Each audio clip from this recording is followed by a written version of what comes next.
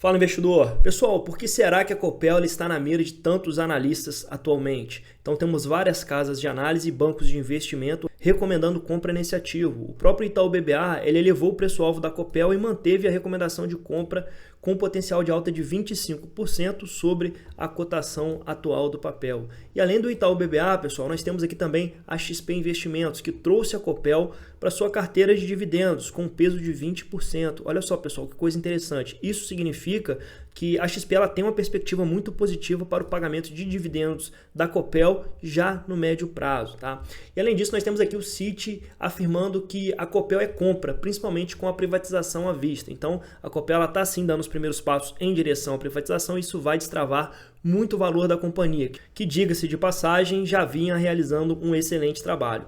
Bom, pessoal, então nesse vídeo nós vamos dar uma olhada aqui nos principais pontos do resultado de 2023, que é para a gente entender para onde que a Copel está caminhando. Ela está conseguindo entregar um resultado sólido, ela está crescendo margem, EBITDA, como é que está funcionando o resultado financeiro da companhia. Pessoal, vamos dar uma olhada também nos principais investimentos da companhia. A gente sabe que a Copel está numa pegada forte de investimento, principalmente no segmento de energia renovável, sendo que hoje o ponto de equilíbrio da empresa é o segmento de distribuição. Mas o fato dela estar caminhando para o segmento de energia renovável mostra que a empresa ela vem diversificando as suas receitas, o que vai acabar tornando ela um ativo mais resiliente a longo prazo. Pessoal, por fim, a gente vai fazer uma estimativa de dividendos da Copel para o ano de 2023. Você que é investidor da empresa, quanto você vai receber de dividendo por ação agora no ano de 2023? Então a gente vai fazer uma estimativa bastante conservadora e você vai ver que a Copel está sim com um yield bastante interessante, principalmente considerando o fato que é uma empresa que não só paga um bom dividendo, mas também tem um bom potencial de crescimento e valorização, já que é uma empresa que vem investindo bastante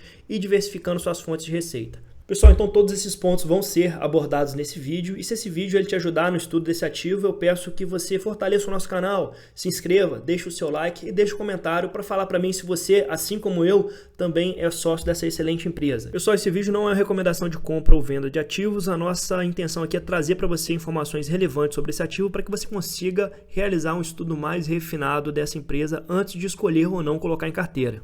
Pessoal, um indicador muito importante para a gente analisar e saber se a empresa está conseguindo gerar eficiência operacional no longo prazo é justamente esse indicador aqui, ó, margem líquida. Por quê? Porque esse indicador ele vai falar para nós qual que é o percentual da receita que ela está conseguindo transformar efetivamente em lucro. E quando a gente analisa a margem líquida da Copel, a gente percebe que a empresa ela passou por uma transição muito positiva aqui no ano de 2017 e vinha crescendo bastante essa margem, ou seja, indicando um ganho de eficiência operacional. Inclusive, ela chegou no patamar de 20%, tanto no ano de 2020 quanto no ano de 2021, mas muito cuidado porque esse ano de 2020 e 2021 eles foram positivamente impactados por efeitos não recorrentes. Então, a gente poderia dar um desconto aqui para uma margem líquida próxima a 17%, 18%. Entretanto, no ano de 2022, a gente vê essa margem caindo para casa dos 5%. Mas, pessoal, esquece o ano de 2022. O ano de 2022, a Copel ela foi totalmente impactada por eventos não recorrentes negativos. Por isso que a gente está vendo essa discrepância tão grande na margem líquida.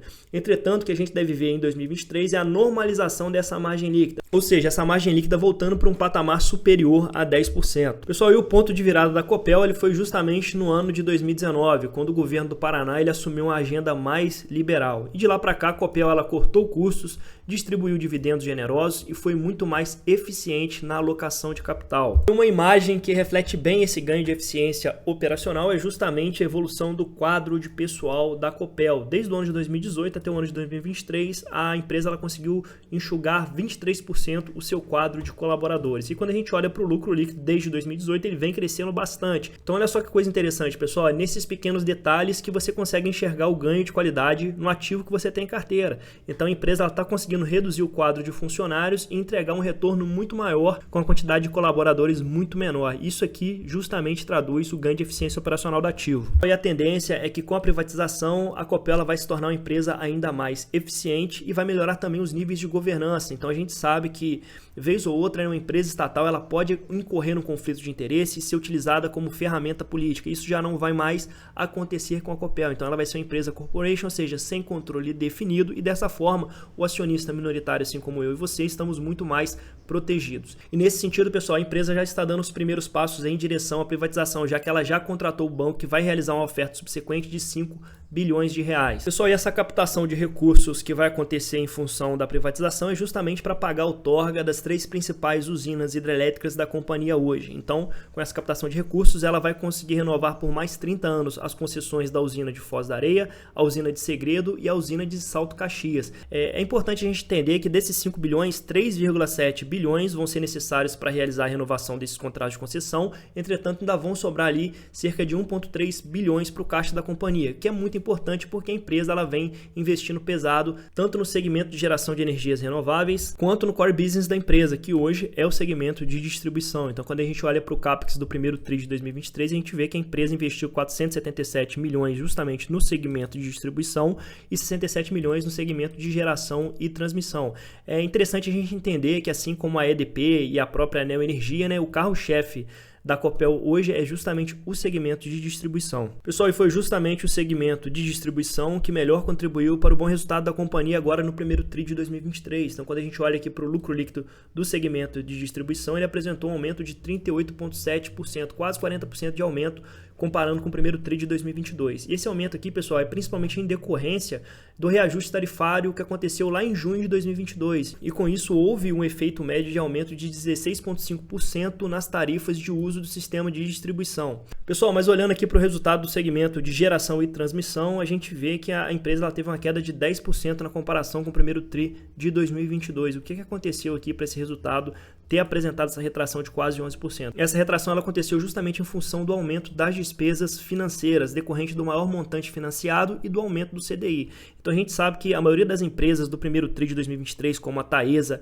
e a Alupar, elas vêm sofrendo bastante com o seu resultado financeiro, principalmente porque as receitas desse segmento de transmissão e geração, elas são reajustadas ali pelo IPCA. Entretanto, uma boa parte da dívida está sendo reajustado pelo CDI. E quando você analisa, pessoal, o IPCA acumulado está em 5%. Entretanto, a Selic está praticamente em 14%. E essa disparidade entre o IPCA e a Selic, ela começa a pesar aqui no resultado financeiro das companhias de energia elétrica. Analisando aqui o endividamento da companhia, a gente vê que a Copel hoje está rodando com dívida líquida sobre EBITDA de 2,5 vezes, o que é um endividamento ok para uma empresa do setor de energia elétrica, com receitas bastante previsíveis e com novos projetos agora gerando crescimento de EBITDA em 2023. Agora cabe aqui um ponto de atenção. Por que o resultado financeiro da companhia ele veio pesando bastante, principalmente no segmento de geração e transmissão? Porque 53% dessa dívida está atrelada ao CDI e apenas 34% dela está atrelada ao IPCA. E essa discrepância entre a inflação e o CDI ela está justamente pesando no resultado financeiro da companhia. A gente sabe que a maior parte das receitas da companhia elas são corrigidas pelo IPCA. Entretanto, uma boa parte da dívida está indexada ao CDI. E qual que é a diferença hoje? O IPCA está pagando 5% ao ano e o CDI está pagando quase 14% ao ano. Então essa disparidade que acaba pesando um pouco no resultado financeiro da companhia, mas nada com o que se preocupar. Mas a tendência é que no médio prazo, com a redução da taxa Selic, a gente deve ver justamente esse resultado financeiro pesando muito menos. Pessoal, analisando o resultado consolidado do primeiro TRI, a gente percebe que a empresa ela apresentou um resultado praticamente estável, né? Já que houve um crescimento de 5% no EBITDA e uma retração de 5% aqui no lucro líquido. Então a gente percebe que a empresa está conseguindo crescer EBITDA, entretanto, tem um resultado financeiro aqui que está mordendo um pouco o calcanhar da empresa, né? Então, taxa de juros muito alta, a gente viu que boa parte da dívida da empresa é atrelada ao CDI e essa taxa de juros em 13,75% acaba corroendo um pouco daquilo que seria o lucro líquido da empresa. Por isso que a gente viu uma leve retração. Mas mesmo assim, né, se considerar um cenário de estresse de taxa de juros elevada, a empresa teve uma retração praticamente insignificante no lucro líquido. Pessoal, e além disso, tivemos um evento não recorrente impactando negativamente esse resultado, que foi justamente o acréscimo de 32 milhões na rubrica de depreciação e amortização. Isso aconteceu, pessoal, devido principalmente à entrada em operação do complexo eólico de Jandaíra. Excluindo o efeito não recorrente do complexo eólico de Jandaíra, nós temos aqui um lucro líquido ajustado que cresceu, na verdade, 2,9% na comparação com o primeiro TRI de 2022. Tá? E além disso, tivemos uma melhora bastante significativa do EBITDA. Então, o EBITDA ajustado crescendo quase 11%. Isso mostra que a empresa ela continua conseguindo entregar ganho de eficiência mesmo com a taxa de juros tão elevada. Pessoal, por fim, quanto que dá para esperar de dividendos da Copel para o ano de 2023?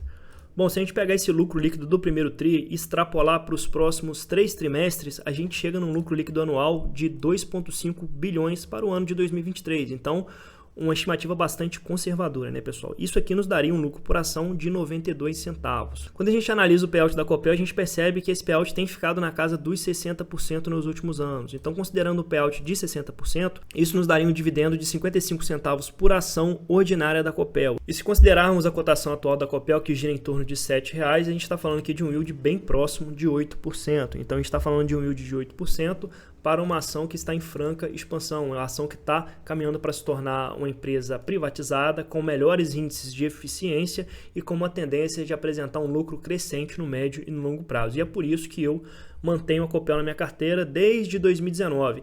E se você também é investidor da Copel, deixa um comentário aí para mim falando o que você está achando dessa nova gestão da empresa.